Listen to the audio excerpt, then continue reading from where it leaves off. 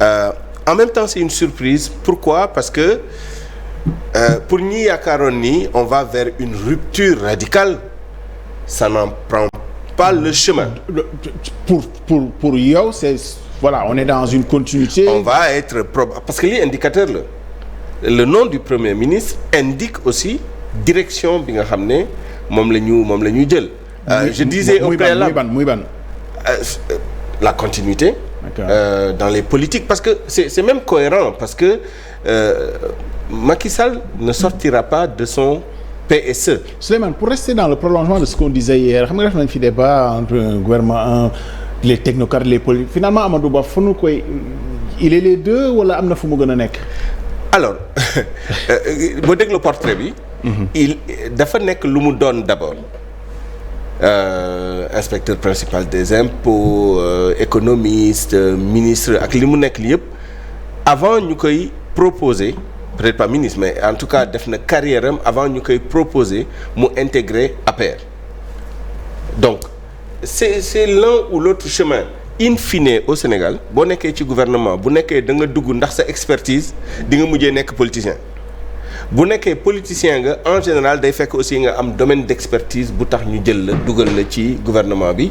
Dans des rares cas on a eu quand même des gens qui n'étaient ni l'un ni l'un ni l'autre qui étaient juste là pour des raisons politiques sans expertise particulière. Des cas retentissants d'ailleurs yoo xam ne finalement on les a enlevés du gouvernement où ils ont fait montre d'une carence telle que dès le prochain remaniement on les a enlevés.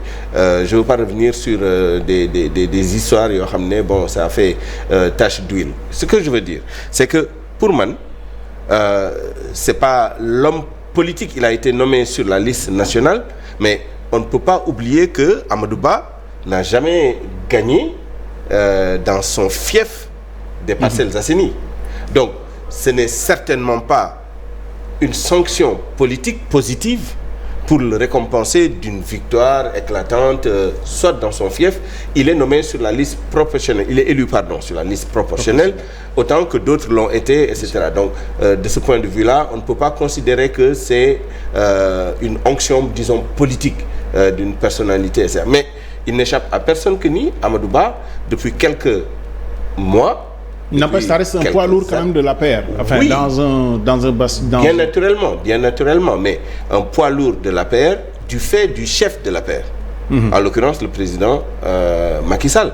Mais pas parce que dafa am poids politique, soit dans sa localité, dans sa base, ou au niveau national. Il est passé, comme d'autres sont passés, sur la liste proportionnelle, mais am na taxawaay boo xam ne président Macky Sall moo ko jox et qu'on sentait depuis des mois. Ils étaient ensemble à Dubaï notamment lors de l'exposition universelle yóbbu na ko ci yeneen voyage am yu am importance yoo xam ne il était à ses côtés et il a clairement montré que ni moom moo ko adoubé. Même quand il était en dehors de l'appareil. Oui, il l'a adoubé. Maintenant effectivement il a une certaine carrière, une certaine expérience gouvernementale.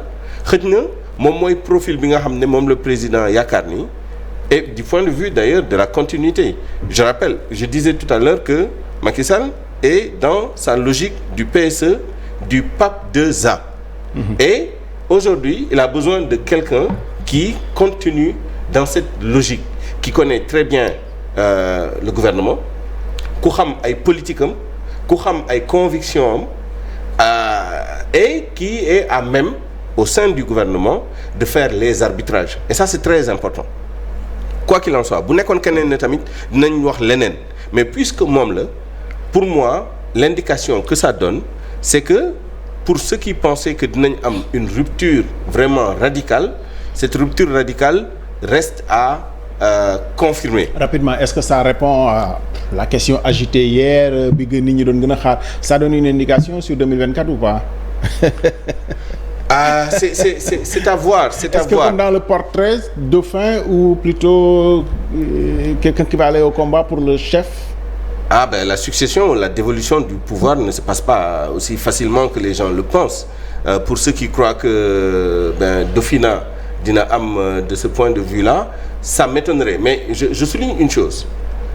Rétrospectivement, tout le monde voit maintenant pourquoi Amadou Ba était dans une sérénité quand même assez remarquable à l'Assemblée nationale. Au moment où Aminata Touré, dans une colère froide, réagissait. C'est peut-être pas le même tempérament aussi, hein.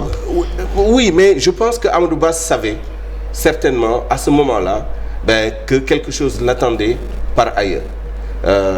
Sinon, peut-être qu'il aurait eu la même réaction qu'Aminata Touré. Mais bon, c'est de la spéculation. Mais je pense que c'est ça qui explique son attitude à l'Assemblée nationale l'autre jour quand Aminata Touré réagissait de la manière dont elle a réagi. Khadim, Amadou Ba jaaroon na fi en poste stratégie d'ailleurs ministère de l'économie. Est-ce que ça par rapport ak bi ñu amoon ci rupture yi nga xam ne moom nga bëggoon nit ñi xam ñu changer waat les paradigmes, ça fonde espoir ou pas?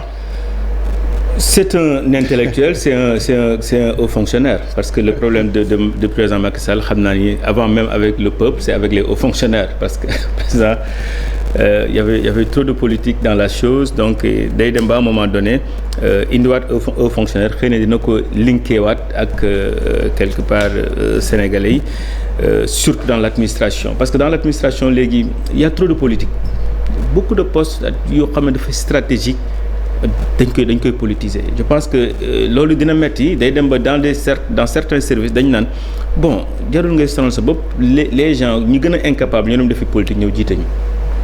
Et à un moment donné loolu day yàq administration réew xëy na bu indee aux fonctionnaires mën nañ cee xaar loolu. Deuxièmement, je pense que il s'est imposé nag à Macky Sall quoi parce que Macky amatul woon choix dafa dem 2017 commencé politique gagné 2019 mu gagné.